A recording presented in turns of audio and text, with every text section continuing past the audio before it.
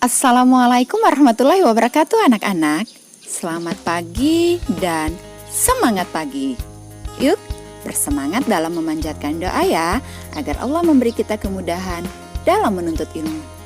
Bismillahirrahmanirrahim. Rabbi zidni ilma warzuqni fahma. Amin. Hari ini kita akan belajar menggali isi dan amanat puisi. Puisi. Pasti kalian sudah sering mendengar kata puisi kan? Atau ada yang suka baca puisi? Nah anak-anak, puisi adalah sebuah karya sastra yang gaya bahasanya sangat ditentukan oleh irama, rima, serta penyusunan lirik dan bait. Puisi biasanya dibuat dengan kata-kata kiasan. Kata-kata kiasan adalah kata-kata seperti perumpamaan dengan arti kata yang bukan sebenarnya. Sebuah puisi memiliki ciri-ciri sebagai berikut. Yang pertama, mempunyai baris, mempunyai bait, mempunyai rima, dan menggunakan bahasa yang padat dengan kata-kata kiasan. Sekarang, amatilah beberapa contoh puisi berikut ini.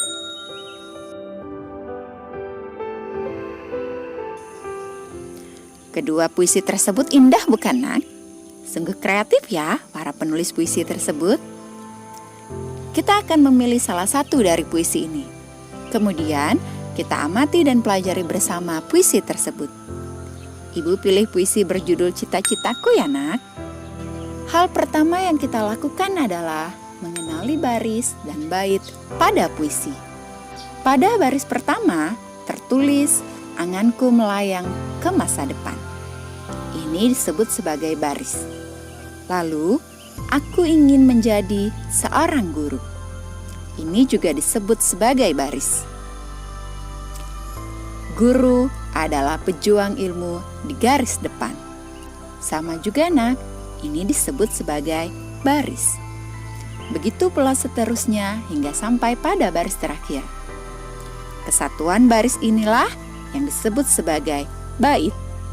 Lihatlah bahwa di sini terdapat jarak. Jarak inilah yang membedakan bait pertama dengan bait kedua. Jadi, puisi Cita-Citaku terdiri dari 2 bait. Mudah bukan?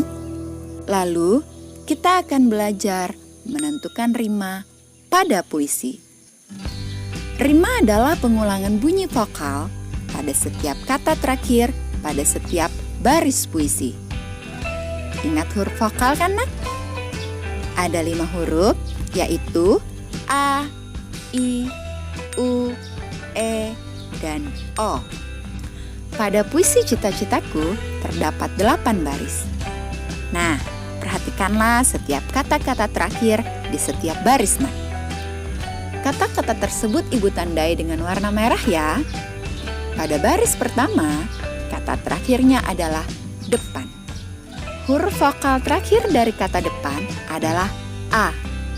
Kita beri keterangan di sini. Pada baris kedua, kata terakhirnya adalah guru. Huruf vokal terakhirnya adalah U. Pada baris ketiga, kata terakhirnya adalah depan. Huruf vokal terakhir dari kata depan adalah A. Pada baris keempat, kata terakhirnya adalah ilmu. Huruf vokal terakhir dari kata ilmu adalah U. Nah, pengulangan bunyi vokal dari A, U, A, U inilah yang disebut sebagai rima. Dalam puisi, bunyi vokal A, U, ini dikenal dengan sebutan rima silang atau berpola A, B, A, B. Artinya, pengulangan bunyi yang sama terdapat pada baris pertama dan baris ketiga. Lalu, baris kedua dan keempat memiliki rima yang sama pula, tetapi berbeda dengan rima sebelumnya. Namun, nanti bisa jadi kalian akan menemukan puisi yang huruf vokalnya sama di setiap kata terakhir pada setiap barisnya. Nah, Maka rima dengan bunyi seperti itu disebut rima terus atau berpola A, A, A, A. Perhatikan contoh berikut ya.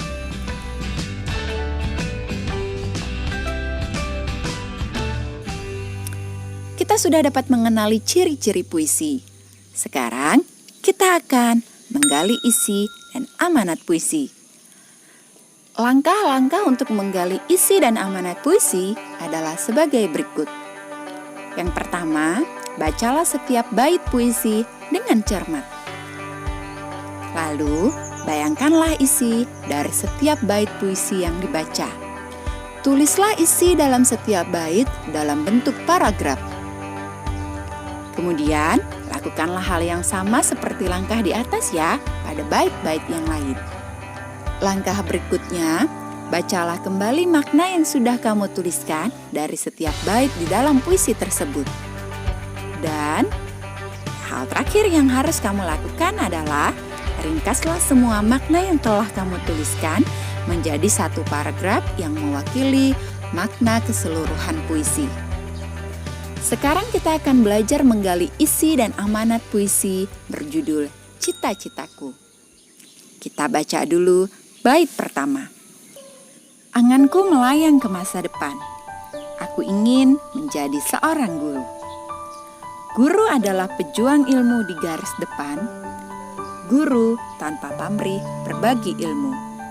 Setelah itu, kita bayangkan isi dari bait yang telah dibaca tadi. Ternyata, si aku dalam puisi tersebut sedang menghayal tentang masa depannya, yaitu ingin menjadi seorang guru. Nah, apa yang kita bayangkan tersebut ditulis dalam bentuk paragraf seperti ini. Aku bercita-cita menjadi seorang guru. Bagiku, seorang guru mengajarkan ilmu dengan tulus dan tanpa mengharapkan imbalan. Paragraf yang kita tuliskan ini sesuai dengan hal yang masing-masing kita bayangkan saat membaca puisi tersebut ya. Setiap orang bisa saja membayangkan hal yang berbeda dengan yang dibayangkan oleh orang lain ketika membaca sebuah puisi. Lalu, kita lakukan hal yang sama pada bait kedua. Aku akan berusaha mencapai cita-cita. Takkan lelah aku mencari ilmu. Takkan aku berpangku tangan saja demi tercapainya cita-citaku. Nah, pada bagian ini, Ibu membayangkan kalau si aku akan sungguh-sungguh berusaha mencapai cita-citanya. Maka kita tuliskan seperti ini. Aku akan bersungguh-sungguh mencapai cita-citaku. Lalu, di sini ada kalimat, takkan lelah aku mencari ilmu. Takkan aku berpangku tangan saja. Berpangku tangan itu maksudnya adalah berdiam diri ya nak. Artinya, aku akan terus belajar agar cita-citaku tercapai. Di sini sudah ada makna dari bait pertama dan makna dari bait kedua. Lalu, kedua makna ini akan kita ringkas dan menjadikannya satu paragraf saja. Maka, kita tuliskan seperti ini. Aku bercita-cita menjadi seorang guru untuk mengajarkan ilmu. Aku akan terus belajar agar cita-citaku tersebut dapat tercapai. Itulah makna dari puisi yang berjudul Cita-Citaku. Nah anak-anak, begitulah cara untuk menggali isi dan amanat dari sebuah puisi. Semoga pembelajaran hari ini dapat dipahami dengan mudah. Sebelum pembelajaran kita akhiri, mari kita berdoa bersama. Bismillahirrahmanirrahim. Allahumma arinal haqqa haqqa warzuqna tiba'ah wa arinal batila batila warzuqna istinabah. Amin. Sampai jumpa di video pembelajaran berikutnya. Wassalamualaikum warahmatullahi wabarakatuh.